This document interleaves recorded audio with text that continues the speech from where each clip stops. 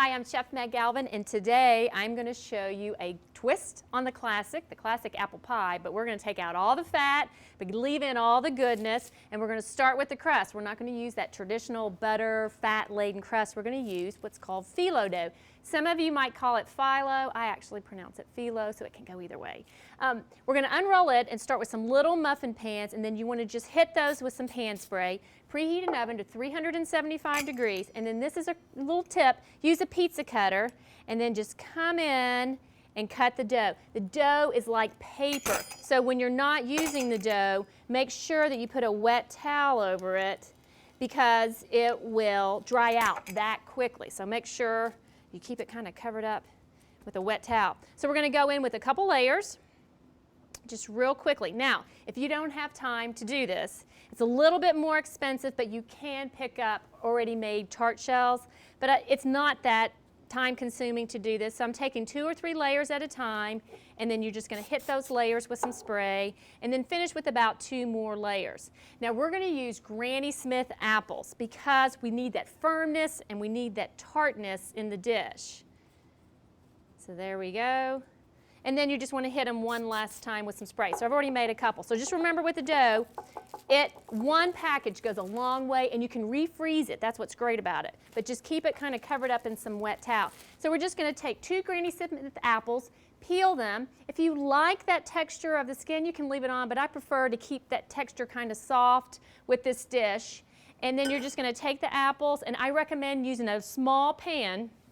You don't want to have a big pan to try and do this with. And then 1 tablespoon of butter. Now, with this recipe, you can look at SparkRecipes.com to pick it up. But we are 2 Granny Smith apples, just a tablespoon of butter, and then we're going to add those apples. And this is quick. All you're doing is just kind of getting them started. You can hear that searing. And then just for the whole recipe, 2 tablespoons of a dark brown sugar. If all you have in the house is light brown sugar, that's okay. So we're going to stir that around. And then I would go with about 1/2 of a lemon, freshly squeezed. I definitely recommend using the fresh fruit. Oops, just lost a little guy. So cut your lemon in half. You can use a reamer or a fork. And then you're just going to go in. Make sure your lemons are at room temperature. That'll help when you go to juice them, and go all the way around. So that lemon it provides that tartness in the mouth with the fruit. So the oven, 375. Now what you can do is pre-bake off the shells a little bit earlier, but what I like to do is just go ahead and cook the shells with the fruit. And then you're just going to come in and fill up each shell and give them a little bit of juice.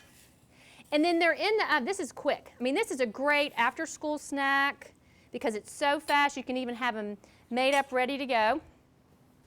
So in the oven for about 5 minutes, you're just kind of heating up the dough, and they look like this.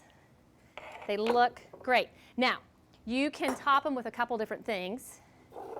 I just picked up some caramel syrup at the grocery store, but if you go to Spark Recipes, you'll find Chef Meg's caramel sauce for the caramel popcorn.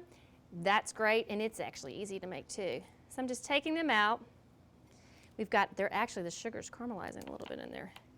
For a serving of 2, it's just 62 calories and 2 grams of fat. So we're going to top them with a little bit of caramel sauce. I don't know if just got to thinking about this, my little guy's open. Nope. One thing, you have to get your plastic off anytime you have something new. So we're going to come in with just a 1/2 teaspoon of caramel sauce for each one. And that's what it's going to look like. So once you kind of gauge what the 1/2 teaspoon looks like, you can kind of just come in and do a little swirl. And then if you want the topping, go ahead and put it in the refrigerator about an hour before you're going to need it. If you prefer not to use the fat-free toppings, you can always come in and use a ice cream, maybe a low-fat vanilla ice cream or some whipped cream. So these are great, a lot of fun. So 2 tarts for 1 serving. apple tarts, go check out sparkrecipes.com to look for the recipe. There you go. These look awesome.